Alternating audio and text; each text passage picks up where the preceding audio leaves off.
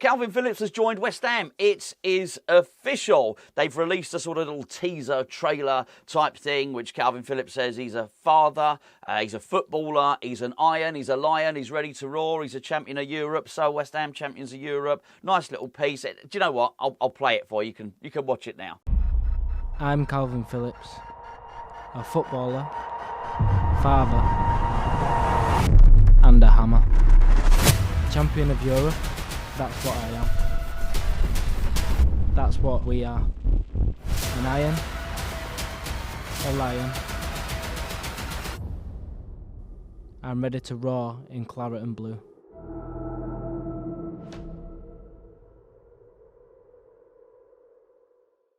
So there it is. Now, what's been more interesting than the actual teaser trailer and release, and by the way, it is important to say I think this is an excellent signing for West Ham, but I think I covered the majority of that yesterday and in the few days that preceded it, what's been interesting has been the flurry of sort of news releases and tweets in particular from all the relevant in the knows, be they West Ham in the knows, like ex-West Ham United employee Sean Whitstone, or sort of just general football in the nose, like David Ornstein, and of course the king of in the nose, Fabrizio Romano.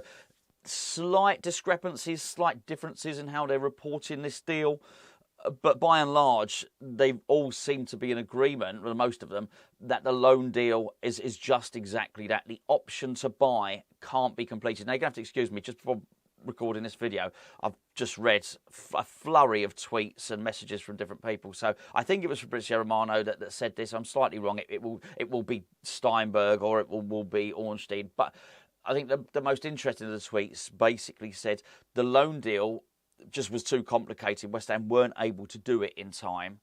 And they wanted to get the loan deal done, which absolutely makes sense. It's not that we can't buy Kalvin Phillips in the summer. There's just no option to do one. So the price isn't agreed, but it was some of the wording in it, which may be involved with players going the other way. Now, there's a certain ambiguity to that, and I think we all really know what it is, or we're all concerned about what that one player is, and that one player is Lucas Paqueta. Now, it's not my intention to put a downer on this transfer at all. Far from it. I think this transfer is really, really good. I also think it's very hard for us to keep a Paqueta. And I said to Gio when we did our video on our tier list, the only reason that we managed to keep hold of this player, because he is so good, is because of the betting scandal. It's as simple as that. Manchester City were going to buy him. And all we were doing at the time was haggling over the price. It was Man City wanted to pay the 85 million, which is his release clause next season. We were asking for the sort of similar money that we got for Declan Rice. We were haggling over price at the time. Then the news hit about the FA betting investigation, and City pulled out, which you can totally and utterly understand why they would do that. But that's why we kept hold of him. Now, I think, full credit to the player here for the way he's continued playing, for the way that he has sort of put it to the back of his mind. He's been brilliant. He's better this season than last season. I'm sure you would agree, and he was pretty good then. So I think, obviously, the natural worry is that what happens, Man City want Paqueta, and then what we're going to end up doing is trying to get Phillips coming the other way. What can I see happening? Well, here's the weird thing, and this might actually go in our favour. All Man City had to do was pay 85 million for the player. That's all they had to do next season. I guess next summer, that's his buyout clause. Man City want him, they've got to pay 85 million. We just would have had to accept that. Now what we can do is we can almost haggle that value up by valuing Phillips at less. So if, let's say, our buyout clause was going to be £35 million for Phillips, we can probably, start to say, well, I tell you what, you give us 55 million or 60 million and Phillips, and then we got a deal. So this actually might work out in West Ham's favour. Now, I say that only with having it in mind that I think we're going to lose him anyway. I think, Paqueta, whatever you want to call him, is gone at the end of this season. And I think that's a massive shame. So I think at this point it's a case of damage limitation. But look, hey, that's all I want to say about that, because I do think this is good news. I think there's always this, particularly in football, looking forward to the future and looking forward to something else and sort of not enjoying what you got now, because West Ham have got a real chance this season. And I mean this, if we can get one more player over the line, be it old George Michael himself or or Osman. I think they are two different players. I think George Michael goes straight into the team, and I think Osman would be a bench player. I say straight into the team. You know what Moyes is like. Moyes wouldn't put him straight into the team. Moyes would tell us for a month or so that he wasn't ready. But I think he's more likely to play first team football. The composition of the team, as I see it now, would be Areola in goal, Sufauer Johnson right back. If everyone's fit, I think it would be Zuma, Agurd, Emerson. Central midfield I see as being Edson Alvarez, Kalvin Phillips, James Ward-Prowse would sort of play a number 10. Paqueta would play just off the left.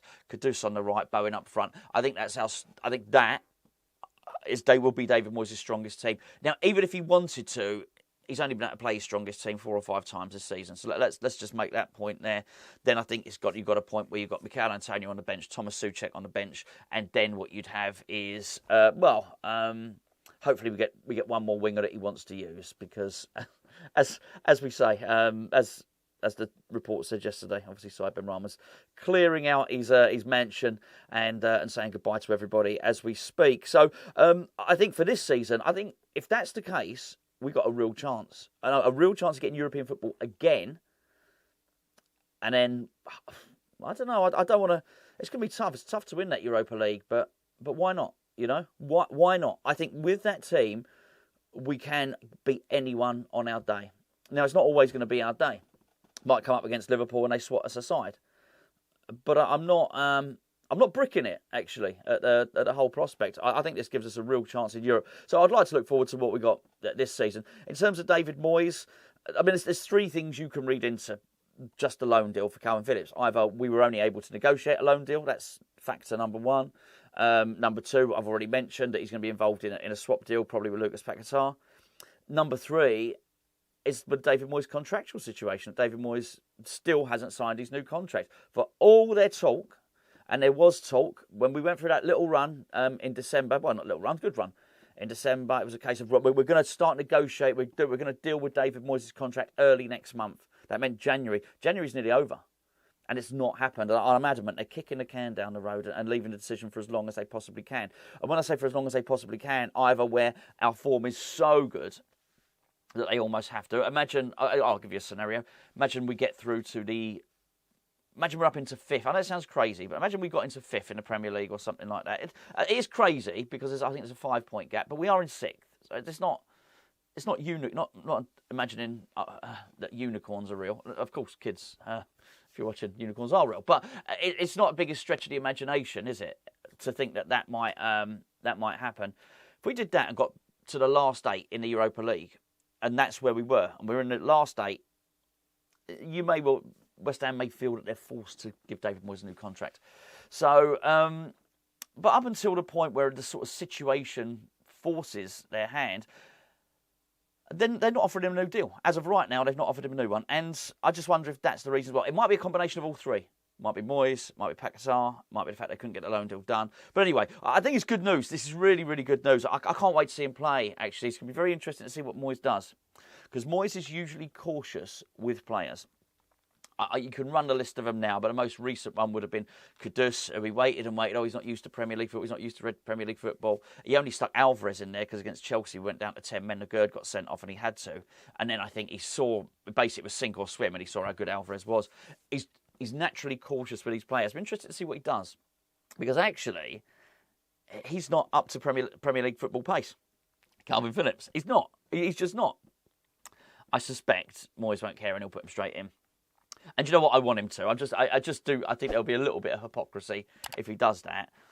But what do I want him to do?